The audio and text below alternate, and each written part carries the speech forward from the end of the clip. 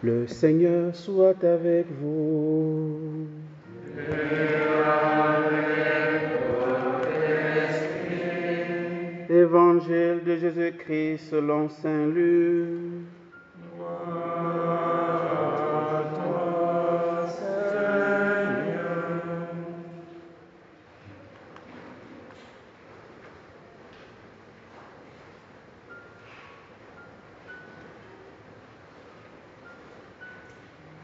Est-ce qu'on peut s'asseoir?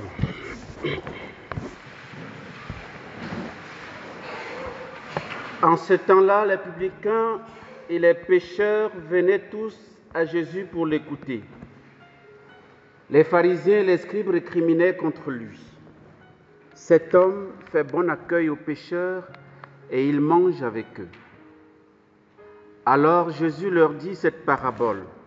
Si l'un de vous a 100 brebis et qu'il en perd une, n'abandonne-t-il pas les 99 autres dans le désert pour aller chercher celle qui est perdue jusqu'à ce qu'il la retrouve?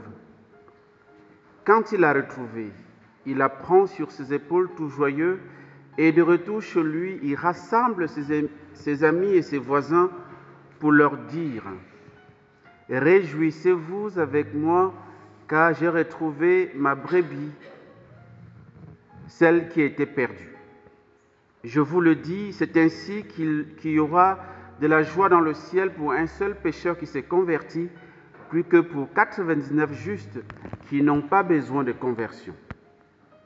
Ou encore, si une femme a 10 pièces d'argent et qu'elle en perd une, ne va-t-elle pas allumer une lampe, balayer la maison et chercher avec soin jusqu'à ce qu'elle la retrouve?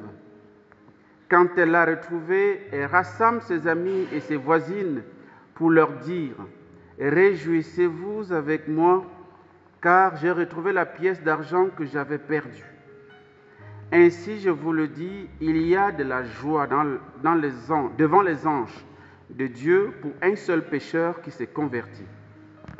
Jésus dit encore, un homme avait 2 fils. Le plus jeune dit à son père, « Père, donne-moi la part de fortune qui me revient. » Et le père leur partagea ses biens. Peu de jours après, le plus jeune rassembla tout ce qu'il avait et partit pour un pays lointain. Et il dilapida sa fortune en menant une vie de désordre. Il avait tout dépensé quand une grande famine survint dans ce pays et il commença à se trouver dans le besoin. Il alla s'engager auprès d'un habitant de ce pays qu'il envoya dans ses champs garder les porcs. Il aurait bien voulu se remplir le ventre avec les gousses que mangeaient les porcs, mais personne ne lui donnait rien. Alors il rentra en lui-même et s'est dit, « Combien d'ouvriers de mon père ont du pain en abondance, et moi ici je meurs de faim. Je me lèverai, j'irai vers mon père, et je lui dirai, « Père, j'ai péché contre le ciel et envers toi. Je ne suis plus digne d'être appelé ton fils. Traite-moi comme l'un de tes ouvriers. » Il s'éleva et s'en alla vers son père. Comme il était encore loin, son père l'aperçut et fut saisi de compassion. Il courut se jeter à son cou et le couvrit de baisers. Le fils lui dit, « Père, j'ai péché contre le ciel et envers toi. Je ne suis plus digne d'être appelé ton fils. » Mais le père dit à ses serviteurs, « Vite, apportez le plus beau vêtement pour l'habiller. Mettez-lui une bague au doigt et des sandales aux pieds. Allez chercher le veau gras, tuez-le, mangeons et festoyons, car mon fils que voilà était mort et il est revenu à la vie. Il était perdu et il est retrouvé. » Et ils commencèrent à festoyer. Or, le fils aîné était au champ. Quand il revint et fut près de la maison, il entendit la musique et les danses. Appelant un des serviteurs, il s'informa de ce qui se passait. Celui-ci répondit, « Ton frère est arrivé et ton père a tué le veau gras parce qu'il a retrouvé ton frère en bonne santé. » Alors le fils aîné se mit en colère et il refusait d'entrer. Son père sortit le supplier, mais il répliqua à son père, « Il y a tant d'années que je suis à ton service, sans avoir jamais transgressé tes ordres, et jamais tu ne m'as donné un chevreau pour festoyer avec mes amis. Mais quand ton fils que voilà est revenu, après avoir dévoré ton bien avec des prostituées, tu as fait tuer pour lui le veau gras. » Le père répondit, « Toi, mon enfant, tu es toujours avec moi, et tout ce qui est à moi est à toi. » Il fallait festoyer et se réjouir, car ton frère que voilà était mort et il est revenu à la vie. Il était perdu et il est retrouvé. Acclamons la parole de Dieu.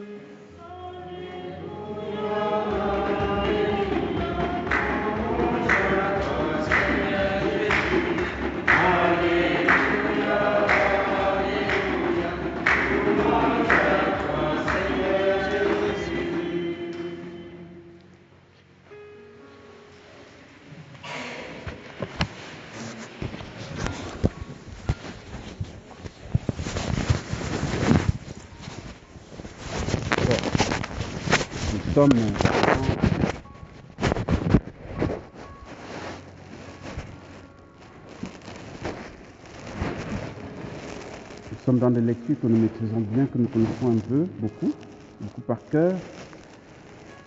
Ce sont surtout l'Évangile, c'est un texte assez connu, qui est souvent pris lors des préparations pénitentielles pour les confessions. Et aujourd'hui, nous avons tout le chapitre 15 de Luc que je vous invite à méditer, à travailler, à reméditer, parce qu'il est très riche. Pour ceux qui étaient... Nous avons organisé une retraite ici, cette année qui est en train de s'achever, c'était en avril cette nuit, autour de la miséricorde. Autour du dimanche de la miséricorde, la retraite était intitulée « Les trois visages de la miséricorde ». Je ne sais pas si vous en souvenez, je ne sais pas s'il y a certains qui étaient à la retraite et qui sont ici. S'il y avait quelqu'un qui était à la retraite, les trois visages de la miséricorde, en avril passé, et qui se trouve dans l'assemblée? Non. Bon. Mais quand on fait la retraite ici, ça ne concerne pas les gens de Djiboubou, quoi. Les gens de Djiboubou sont déjà arrivés. Donc quand on fait la retraite là, ça vous concerne, quand vous êtes tellement rempli, béni, comblé, vous n'avez plus rien à recevoir. C'est ça, non? C'est pourquoi vous n'étiez pas là. Parce que c'était pendant les vacances ou bien? C'était pendant les vacances, non? C'est pas le congé? La divine miséricorde n'est pas tombée pendant un congé ici. D'accord, vous avez trouvé votre excuse alors. D'accord, donc on abordait, en fait, moi je me souviens que c'est moi qui ai prêché cette retraite et j'avais été inspiré par rapport au thème de cette retraite-là, par ce chapitre 15, n'est-ce pas, de Luc, qui nous parle de la miséricorde, du début à la fin. Si vous avez été attentif au début, il est dit, ça commence par un reproche à Jésus. Il est reproché à Jésus.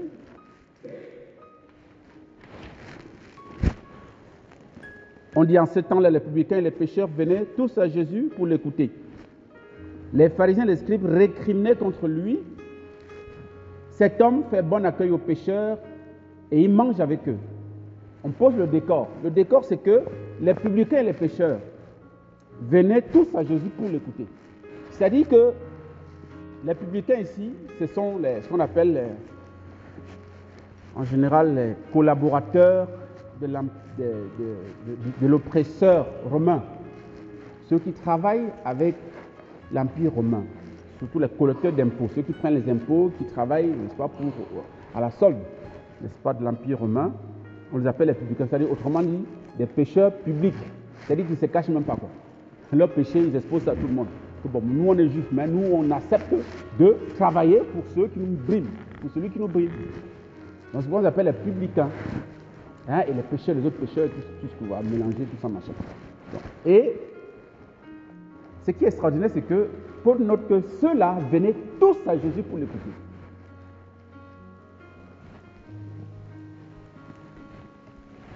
Ça montre que Jésus est venu vraiment pour eux. Jésus est venu pour les pécheurs. Et donc, si tu n'es pas un pécheur, si tu n'as rien à te reprocher, si tu es quelqu'un de juste, Jésus n'est pas intéressant pour toi. J'aime souvent dire à quelqu'un, lorsque quelqu'un me salue, comment ça va, ou bien quand je demande comment ça va à la personne dit non, ça va bien. Ou bien quand la personne me dit, je suis malade, un peu comme moi en ce moment, je suis souffrant, je suis malade, je dis, mais tu as de la chance. Bon, c'est pour blaguer, mais en même temps, je dis, tu as la chance, c'est la chance. Pourquoi j'ai la chance alors que je suis malade? Parce que Jésus est venu pour toi. C'est ce que Jésus a dit, non? Il n'est pas venu pour les bien portants. Hein, et les justes, il est venu pour les malades. Hein, et les injustes. Donc, si tu es malade, heureuse es-tu, parce que Jésus est venu pour toi. Ou bien, vous ne voulez pas de Jésus dans votre vie. Voilà. Donc, c'est un peu ça. Donc, c'est eux, ils venaient écouter Jésus parce qu'ils savaient que, bon, ils étaient marginalisés par ceux qui étaient, entre guillemets, des justes, des pharisiens et des scribes. Et donc, des laissés pour compte, des abandonnés, donc ils venaient à Jésus, Jésus qui accueillait tout le monde, sans exception. Et donc, voyant cela, les pharisiens, les juifs et les scribes disent à Jésus, mais cet homme fait bon accueil aux pécheurs. Autrement dit, ce n'est pas normal. Il ne doit pas accueillir les pécheurs, il doit les repousser.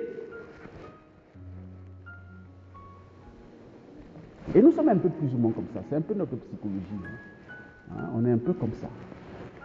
Quand on est à la maison, les enfants un petit peu rebelles, lorsqu'on leur porte un peu d'attention, on dit, ah voilà, hein, voilà. C'est lui qui fait les gâtes ici, là, et puis encore c'est à lui qu'on donne les meilleures choses, c'est encore lui que, voilà, on s'occupe plus de lui que nous, machin. Enfin, on est toujours dans les, voilà. Et c'est ce qui se passe même avec la parabole des deux fils. Le cadet qui prend ses biens, qui va dilapider, et qui revient, on lui fait la fiesta. Et le fils aîné, qui est là, nickel, sans problème, il dit, mais attends, c'est pas possible. Le gars qui a pris l'argent pour aller dilapider avec les postures, toi, il revient, tu fais la fête.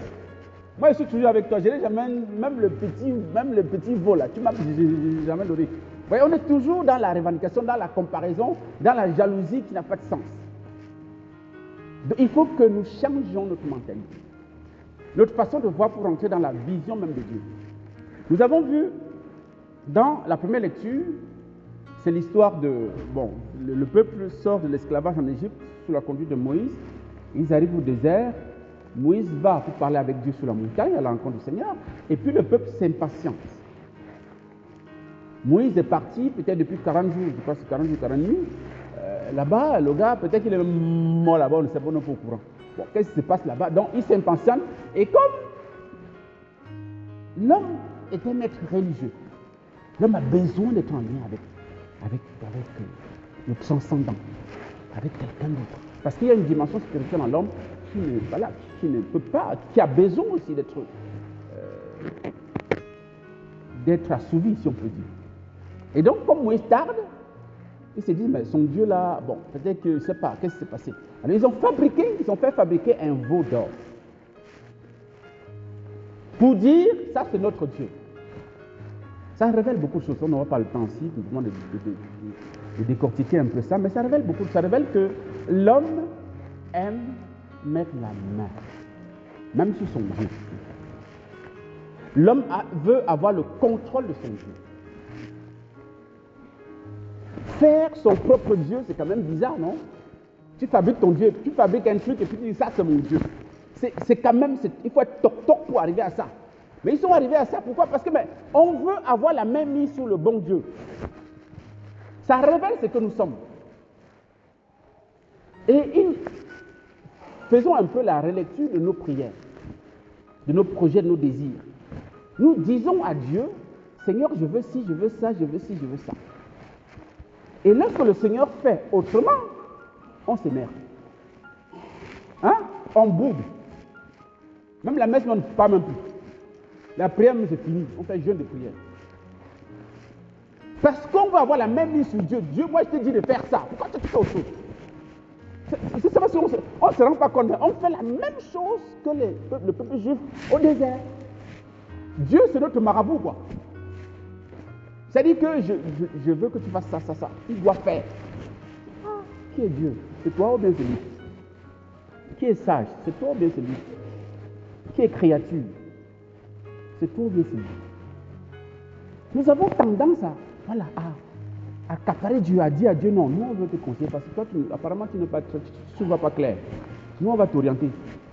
Hein? Par rapport à mon problème là, il faut faire ça, il faut faire ci, il faut faire ça. Tu vas voir, ça va marcher. Comme si nous on savait quelque chose. Nous ne savons pas ce qui va se passer ce soir à 16h pour nous. On n'est même pas au courant. Mais on veut dire à Dieu qui est Dieu, qui connaît tout à l'avance, on veut donner les conseils. Non. Et donc, lorsque Moïse est en train, parle avec Dieu, et Dieu voit ce qui se passe dans le camp. Et il dit à Moïse, ah, ton peuple là, il s'est détourné de moi. Il s'est fait un veau d'or. Je vais l'exterminer. C'est pas la peine. Un peuple comme ça, c'est pas la peine. Mais comment tu peux fabriquer un Dieu qui le fait comme ça? Et tu dis que non, c'est ce que nous avons fabriqué là qui nous a libérés de l'esclavage. C'est ce qu'ils disent, hein? C'est le veau d'or là qui les a libérés de l'Égypte, qui les a fait passer la mer Rouge à pied sec. C'est le veau d'or qu'eux ils ont fabriqué, qui viennent de fabriquer. La bêtise notoire. Et Moïse intercède donc pour le peuple. Et Dieu revient de l'ardeur de sa colère. Dieu ne châtie pas le peuple grâce à l'intention de Moïse. Et c'est comme ça que tout le long du parcours d'Israël, et même de l'histoire sainte en général, Dieu va fonctionner avec le peuple. Le peuple va être fidèle. À chaque fois, le Seigneur va revenir, il va pardonner, il va vouloir frapper, après il revient, parfois il les envoie en exil, après il les ramène. En fait, c'est toujours une histoire d'infidélité, de retour, de pardon, de relèvement, etc. C'est un peu comme ça. Et c'est notre vie. Notre vie est ainsi faite. Et Dieu a multiplié, pas seulement Moïse, il a multiplié d'autres prophètes pour amener le peuple à changer. Ça n'a pas marché. Et il a fallu, à un moment donné, et je l'ai déjà dit ici une fois, il a fallu peut-être un jour que Dieu fasse un conseil divin. Les 3 personnes divines sont réunies pour dire, mais en fait, comment avec ces peuples-là, ça ne va pas. Est-ce que c'est pas mieux qu'on les extermine et puis basta? On les oublie, nous on vit notre bonheur au ciel tranquille, parce que ces gens-là, c'est pas la peine. Mais il y a quand même une personne de la Trinité qui a dit, moi je vais descendre. Et cette personne, c'est Jésus-Christ Nazareth. Et c'est pourquoi nous avons lu dans l'Évangile, vous avez 3 paraboles. Je disais que c'est ça qui m'a inspiré par rapport au thème de la recette sur la miséricorde, les 3 visages de la miséricorde. Et je montrais que les 3 visages de la miséricorde se manifestent dans les 3 paraboles. Parce qu'en fait, c'est une seule parabole, mais qui se décline en 3 paraboles, en 3 aspects, qui montrent en même temps les 3 visages de Dieu, les 3 visages de la miséricorde de Dieu. La première parabole nous parle du berger, d'un berger dont une brebis est perdue sur 100. Bon, on est tous d'accord que du point de vue capitaliste, du point de vue commercial, du point de vue marketing, c'est quand même bidon que tu aies 100 brebis, une se perd et tu laisses 99 au désert pour aller chercher une. Vous êtes d'accord avec moi que c'est quand même un pourcentage minime. 1% c'est quoi? Tu peux négliger. Mais pour Dieu, non. Dieu, est tellement important qu'il est capable de s'incarner pour sauver ses âmes. Et c'est ce que Jésus a fait.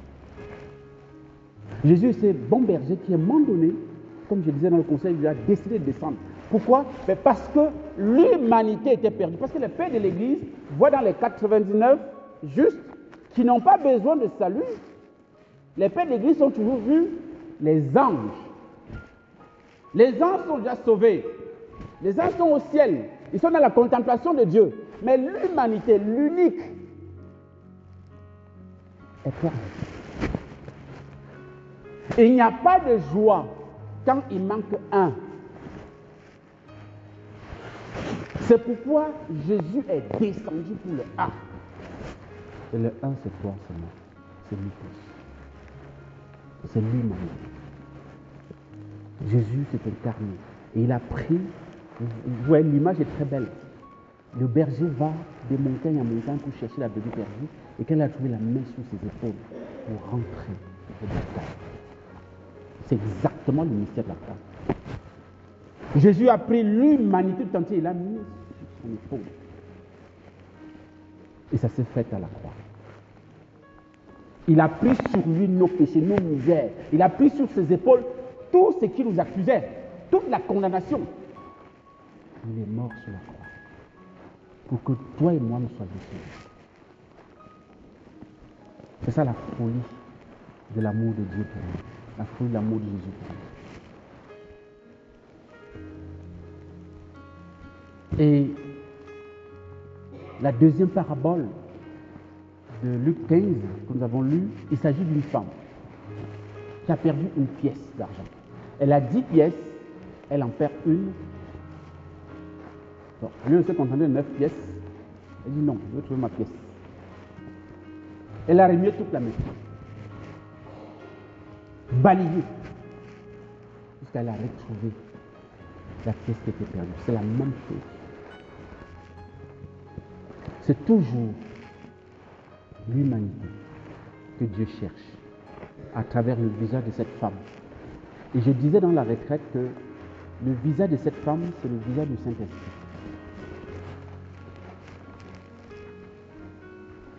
C'est le visage du Saint-Esprit parce que le Saint-Esprit est le maître intérieur. C'est pourquoi ça se passe à la maison. Ça ne se passe pas dehors, comme avec la brebis perdue. Perdue, c'est dehors, c'est dans les campagnes. Mais quand c'est dans la maison, c'est au niveau de l'intérieur. Donc ça c'est réservé au Saint-Esprit. Il est le maître intérieur. C'est celui qui fait l'unité entre le Père et le Fils. C'est celui qui est l'amour introduit dans notre cœur. Comme dit Saint Paul dans Romains chapitre 5, verset 5. Et comme je le dis habituellement, vous savez que Jésus est venu. Jésus est un peu, en fait, avant que Jésus ne vienne, Dieu est considéré comme le Tout-Puissant, le Très-Haut, le Magnifique en sainteté, celui qui, quand il parle, n'est-ce pas, les montagnes tremblent. On se souvient que, je ne sais pas si c'est pas la semaine dernière ou dimanche passé, hein, on parlait de ça, c'est-à-dire que, voilà, quand il parle, les montagnes bougent. Donc c'est vraiment Dieu au-delà de Dieu tout-puissant, Dieu au-dessus de nous. Dieu qui ne peut, avec qui l'homme ne peut pas facilement rentrer en contact. C'est pourquoi quand Dieu parlait à Moïse au Sinaï, c'était tellement terrible que le peuple a dit non, pardon. Il a dit à Moïse, pardon, dis à Dieu, il te parler à toi, pas à nous. Il parle à toi et puis tu viens nous traduire ça parce qu'on ne peut pas supporter quand il nous parle. Donc vraiment, ça a montré la transcendance, le Dieu de l'Ancien Testament, entre guillemets, montre la transcendance de Dieu, la toute-puissance de Dieu que nul ne peut approcher. D'abord, il va le dire à Moïse, nul ne peut me voir et vivre. Donc, Dieu avec nous, c'est un peu le Dieu, le Père, si on peut dire, en fait, de l'Ancien Testament. Avec Jésus, c'est Dieu qui s'est fait proche de nous. C'est Dieu avec nous, Emmanuel. Dieu avec nous. Mais avec le Saint-Esprit, à partir du Saint-Esprit, c'est Dieu au-dedans de nous. C'est pourquoi un grand saint de l'Église, qui est un des saints patrons de la communauté des Béatitudes, qui s'appelle Saint Séraphine de Sarov, disait que le but de la vie chrétienne, c'est l'acquisition du Saint-Esprit. C'est-à-dire que Jésus est venu pour que nous ayons le Saint-Esprit. Et que le Saint-Esprit n'est pas là pour rester à côté de nous, pour rester au-dedans de nous. Et c'est lui qui introduit en nous le Père et le Fils. C'est lui qui fait de nous le temple du Saint-Esprit. Il fait de nous le temple de Dieu, la maison de Dieu. Et donc, c'est pourquoi la parabole de cette femme, ça se passe dans la maison. Donc, c'est le Saint-Esprit qui, à l'intérieur de l'Église, cherche ceux qui sont dedans, mais qui sont perdus. Ce n'est pas tous ceux qui vont à l'Église qui sont sauvés. Hein. Hier, on entendait ça, c'est pourquoi hier, ce n'est pas ceux qui disent Seigneur, Seigneur, qui sont mes disciples, qui entrent dans le royaume de Dieu. Non. C'est celui qui fait la volonté de mon Père. Donc, autrement dit, nous sommes pleins dans l'Église catholique, plus de 1 milliard sur la terre, mais combien sont véritablement sauvés? On est dans l'Église, mais on est perdu. Et donc, le Saint-Esprit cherche, il remue ciel et terre pour te trouver. Pour que tu ne sois pas seulement quelqu'un de baptisé, communié, confirmé, point final. Non, ça ne suffit pas pour te sauver. Il faut que ta vie appartienne au Seigneur. Il faut une conversion véritable. Et c'est lui qui peut opérer ça.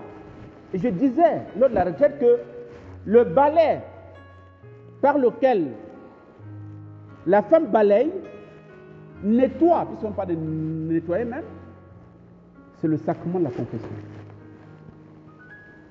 Parce que c'est le sacrement de la confession qui nous rétablit dans l'alliance perdue. C'est le sacrement de la conversion aussi, du retour à Dieu. Vous voyez?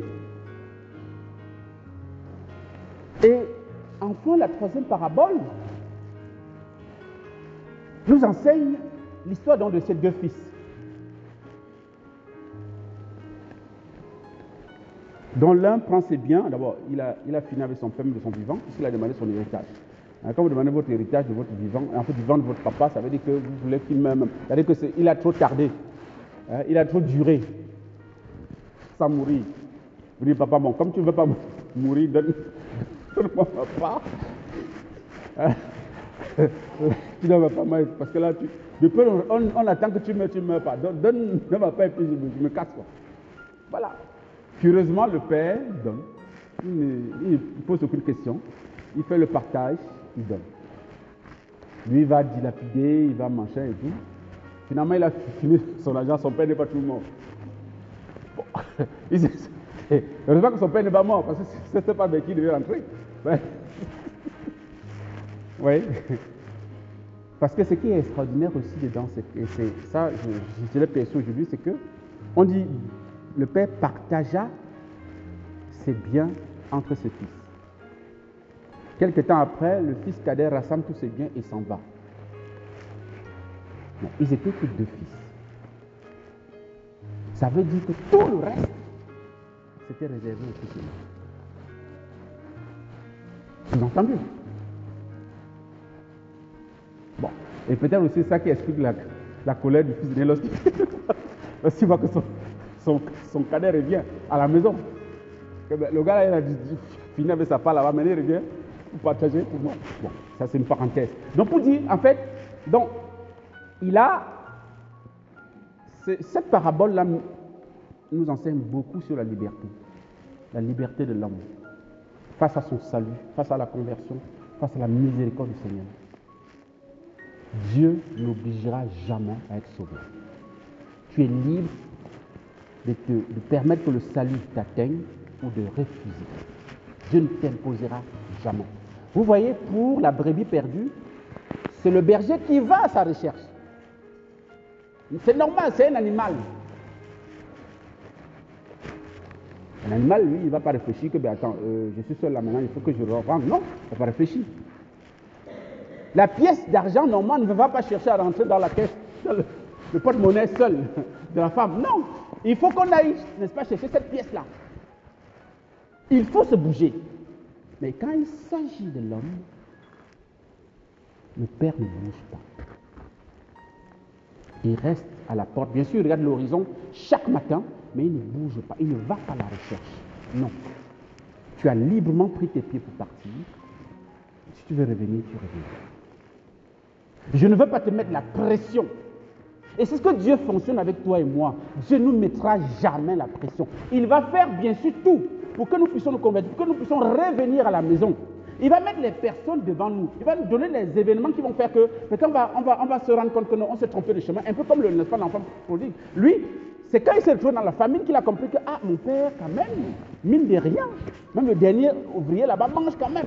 À cause de ça, je veux rentrer. Vous voyez?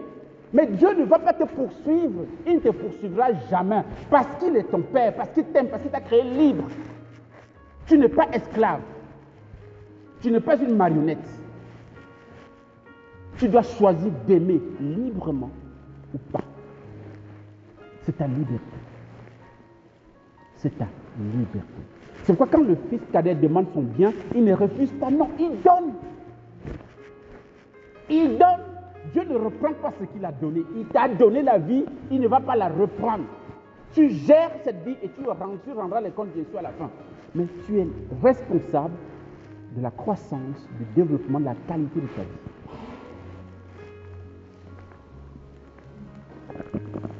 Et le fils prodigue, lorsqu'il revient, le jour où il se rend compte que, bon, ça, c'est une conversion imparfaite, mais c'est quand même une conversion. C'est-à-dire que c'est à cause du ventre, en fait, qu'il est revenu. Il n'est pas revenu parce qu'il aimait trop son père. Ou bien parce que, non. Mais c'est quand même ça. Hein. J'en profite pour dire, il y a certains qui sont aujourd'hui des grands témoins du Christ, alors qu'ils sont venus au Christ autrement, par autre chose. En fait, je n'oubliais jamais ce prêtre, c'est pas franciscain, c'est pas si franciscain, c'est où là, qui était encore jeune, quand il allait à la paroisse, le jour où il arrivait à manger avec les franciscains et tout ça, il mangeait bien. Non, quand il sortait là-bas, il était trop content. Il dit, moi, je vais devenir franciscain à cause de la nourriture. C'est-à-dire, à cause de la nourriture, là, et là, moi, je vais me consacrer. Le gars est devenu, aujourd'hui, il est devenu un saint prêtre. À cause de la nourriture, c'est-à-dire, Dieu l'a attiré avec la Dieu l'a attiré avec la nourriture. Et plus tard, il a compris que c'était sa place, quoi. Ce n'était plus pour la nourriture qu'il était là pour le Christ. Donc, en fait, lui, l'enfant prodigue, c'est pareil. Il est rentré pour la nourriture, c'est pas pour autre chose. C'est pourquoi il a préparé sa liste de confession, là. Comme on fait la confession, il a préparé son cahier. Il a le cahier de 32 pages, bien rempli. Il a commencé, Père, j'ai péché contre le ciel et contre toi, je ne suis plus digne. Donc, il voulait commencer. Le Père, là, il touffait même avec les baisers, les embrassades et tout ça. Que laisse-moi les histoires. Même si pour le vent, là, c'est pas grave. L'essentiel, c'est que tu es revenu à la maison.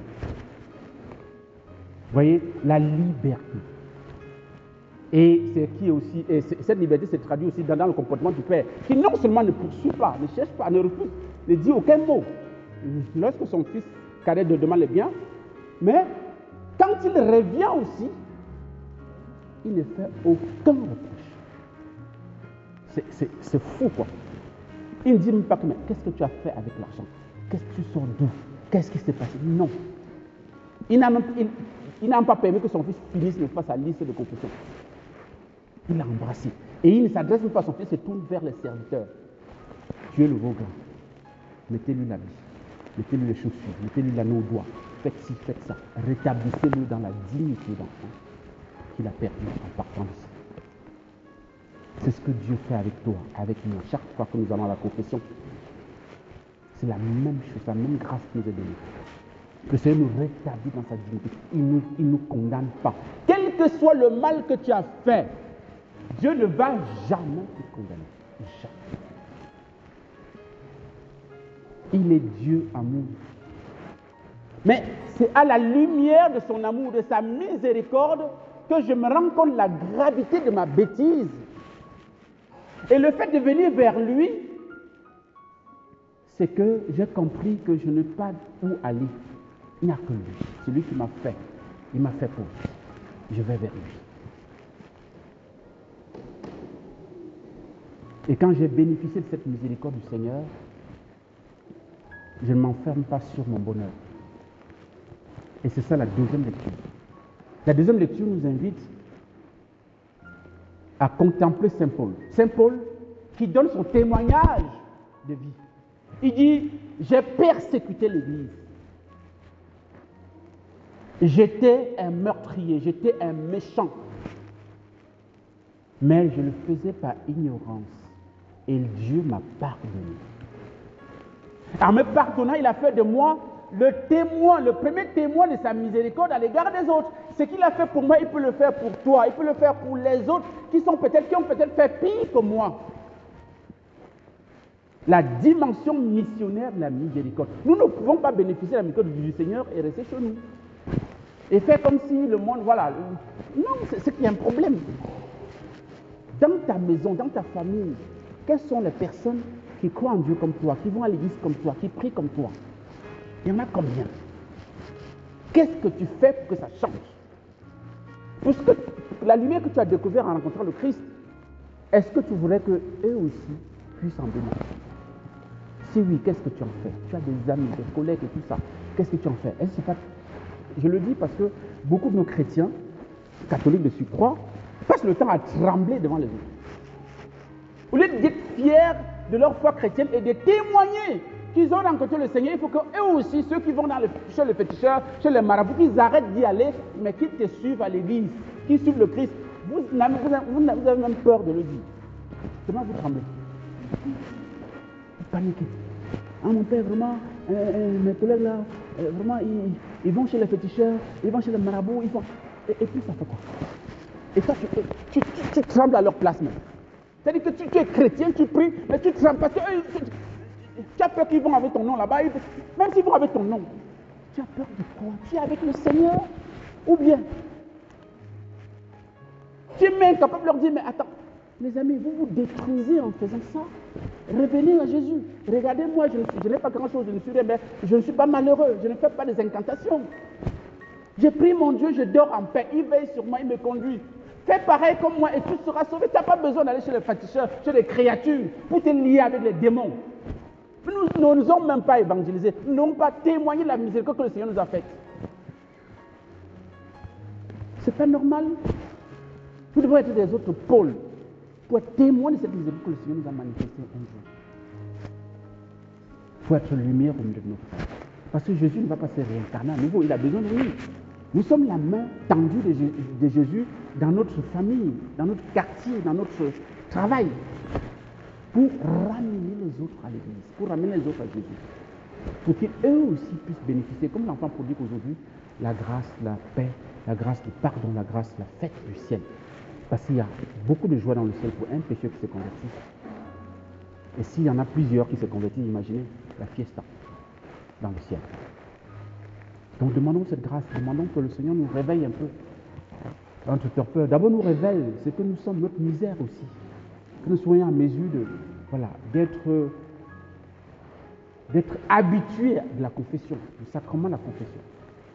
Parce que nous sommes tous des miséreux. J'en profite pour dire que la Vierge Marie dit dans une de ses apparitions, à Mège, il n'y a personne sur la terre qui n'ait besoin de se confesser au moins une fois par mois. Il n'y a personne. C'est elle qui le dit, c'est pas moi. Donc ça veut dire que toi qui ne te confesses jamais là, ça fait depuis 1900, ouais. S'il faut aligner, c'est-à-dire s'il faut comptabiliser la crasse de ton péché là, Dieu seul sait. Tu dois laver au moins une fois par mois. Il n'y a personne, elle dit personne. Donc quelle que soit la sainteté de la personne, tu as besoin de te confesser au moins. Elle dit au moins, autrement dit, tu devais te confesser plusieurs fois par mois. Jean-Paul II se confessait chaque semaine. Et à la fin de sa vie, se confessait tous les jours. Tous les jours que Dieu a fait. Je pense que c'est quand même un grand saint. Par rapport à, peut-être par rapport à vous, il n'est pas un grand saint, mais pour moi, c'est un grand. Voilà. Donc si nous aussi, vraiment, on peut copier des beaux exemples comme ça pour grandir dans la miséricorde du Seigneur, dans le pardon de Dieu, et aussi répandre cela autour de nous. Pas seulement en invitant les gens, en parlant que, voilà, il faut te convertir, mais il faut aussi que notre vie témoigne du Christ pour amener les autres à s'ouvrir à la lumière du Christ. Amen.